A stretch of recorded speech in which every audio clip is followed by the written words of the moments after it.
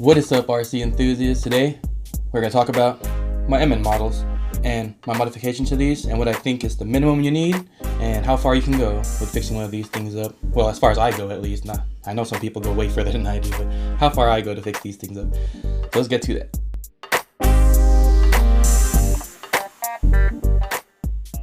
Well, here we go. The first MN model I received, still got some rocks in it. This thing right here I purchased as a kit. The other two I'm going to show you came to me as RTR, so I normally recommend kits to most people because you could get your own electronics, and usually the kits come with better equipment like softer tires usually, sometimes metal ring gears or metal pinion gears, but you know, for this one it wasn't any metal whatsoever except for just having the softer tires in it was about it, and the nicer steering servo with the 3 wires. So that was the only thing that was beneficial from getting the kit version, was you get those right away and you can just upgrade it with all your hobby grade stuff and you got yourself a pretty nice rig right here. Articulation on these ones are not too bad. I've kept mine pretty much stock. I'm going to show you some close-ups of this later. And yeah, pretty much I built this thing right after I purchased a couple of WPL C24s. And when I figured out that these things were pretty similar, I just went ahead when I ordered this. I ordered a 2-speed gearbox, 30 amp ESC, and you know, just wanted to run it that way. But as you see it right now, as it sits right here in front of you, this rig right here is actually running a brushless setup. A 4300 kV brushless motor from Acceleron or whatever it's called, and that's like a Horizon Hobby motor. And it came from my LAKEY Mini SCT. And the speed controller I'm using in this one right now is a Castle Creations 25 amp speed controller. It's a little bit older model, so you can't buy it anymore. I've had it for a very long time. I had it on my old RC18 something. But yeah, that I still have that truck, but it's just downstairs in pieces right now because I've been stuck on the crawling stuff lately. So yeah, let's go ahead and break this down a little bit. I went ahead with this one with a 2-speed, metal drive shafts, and that's pretty much it. 2-speed metal drive shafts, and I upgraded to 2-speed with a brushless motor and the 25 amp Castle Creation ESC.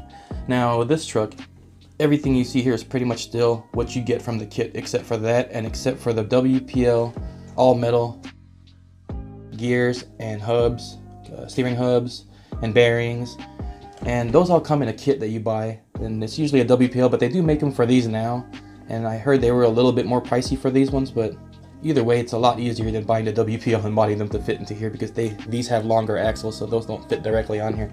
But yeah, anyway, that's all you need for this thing. And that's all I've done to this, really.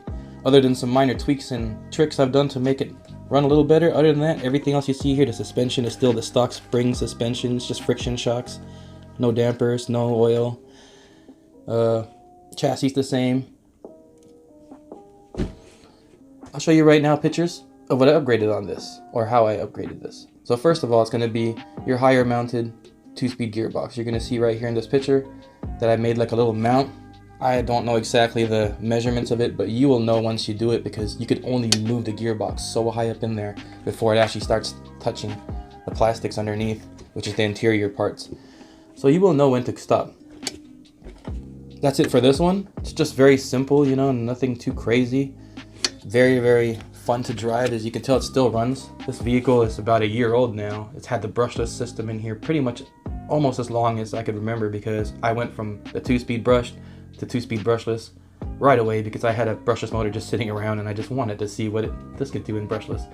The gearing on the 2-speed is still really low, so it doesn't go that fast, but it's a lot of torque with that brushless motor, and you know, it gets going compared to the brush stuff. So yeah, enough of this one. Let's move on to the next. Alright, so here we have the MN96. With this one started out as a military style vehicle. You know, it got the whole roll cage on there, the cage that covers the front and everything, and it's got the little turret in the back with this little military guy that I put in here. I pretty much had to take his bottom half off to make him fit as a driver because he was just standing back here in the original one. But other than that, yeah, I cut off the cage from the front bumper and still left this bumper up here. Took the rest of the cage off. I put this truck topper on here, and everything else, like this rear bumper right here and this high lift jack, these are all from the MN96. You get them all. The little guy that's in here, this little gas canisters, and a couple more accessories that came with this. The tires on this one, I'm not sure if you could tell, but if you look at this rear spare tire, it's a little bit smaller than the tires that are actually on here now, because I'm using the MN99 tires on this, and I'm not using the MN96 tires because those are really soft and I like them, and I'm thinking of putting them on a WPL, so I'm saving that for now since I do have a spare of these. So yeah, this one right here, this came as an RTR. This one right here had metal ring and pinion gears from the factory. They upgraded the transmission or the gearbox, and they put a 260 size motor in here. So the performance of this wasn't too bad out the gate. Still doesn't perform as good as some of the other stuff, especially when you build it yourself and stuff, but for an RTR, it's not too bad. Now the only thing I've noticed that I broke on this as soon as I started driving it around in RTR form, because I wanted to see how well it could run before something decided to go. And yes, something did go, and it wasn't right away. It was maybe after 4 runs. I don't really run my stuff really hard when I get binded up and stuff. I know when I'm stuck and I don't keep on going. Yeah, the only thing I broke on this was the drive shafts, because they are plastic, and that thing just kept on popping off. I popped it back on, worked again for a little bit, do something a little extreme, it pops right back off. So that is one thing for these newer ones I recommend right away to change, is just get the metal drive shafts and you'll be happier. But if you really want to do even more, get the 2-speed transmission in here and all the WPL metal upgrades, or the MN model metal upgrades, which are available too. Then you'll have a way better experience with these things instead of breaking around all the time and just thinking they're not that well of a truck, because, you know, they were aimed to be little toy grade trucks, and us hobby enthusiasts enjoy how they look and everything, so we want to turn them into more capable rigs, right? So that's all I've done to this. 2-speed transmission, metal drive shafts. Everything else is plastic. The bushings are plastic, the steering knuckles are plastic. I didn't do the whole kit on this one. I just tried to do as minimal as I can with this to see how long I can keep it running. So I broke the drive shafts, I replaced it with metal. Now I'm going to see what else is next that's going to break on this thing. So just keep track of that. I do like to do a lot of updates on my vehicles if something happens to them. So usually if you don't see an update for a while, it means I haven't run it yet or nothing has happened to it so far. So yeah, that's about it for that. That's a simple little mod right here. Oh yeah, and for all these, I am running their stock batteries they come with. They come with like 1300 or 1500 mAh 2-cell lithium ion batteries. They have a pretty good runtime for that battery on these rigs. Good enough to have a lot of fun with your friends on some trails, and, you know, maybe carry 1 or 2 batteries with you just in case, but other than that, I like it. So yeah, like I said, this one is the newer version of that one. Not many differences really, other than the metal ring and pinions. Everything else, shocks and links and everything, they're all the same. Servos, 3-wire servo, so nothing different there. And you still get the lights in the front too. And all these MN model come with those bluish lights, not the scale looking lights. If you've seen my running video of this, you've seen the scale looking lights. Those are WPL lights I put in there. But anyway, let's move on to the next rig. But yeah, this one right here is the MN99s. There's one more newer than this. That's an MN99s that comes with a truck top. But they are similar pretty much. But the only difference I noticed with the newest one that's out right now available for purchase is that there is no light kit in that one. So they took the light kit off for that one for some weird reason, which was a pretty cool deal that this one has right here. This one has the full light kit, front and rear, got reverse lights, you turn, it's got turn signals. It's pretty fun, it's pretty cool. I haven't replaced anything on this. This is also another RTR version, but the tires, I noticed, they're just putting softer tires on these now. I've never got an MN model yet that has really hard tires on it. And I know the older versions of RTRs had the harder tires on them, but I've never had the older RTRs. I've only had the kit and these ones that Banggood have been sending me, which are pretty cool.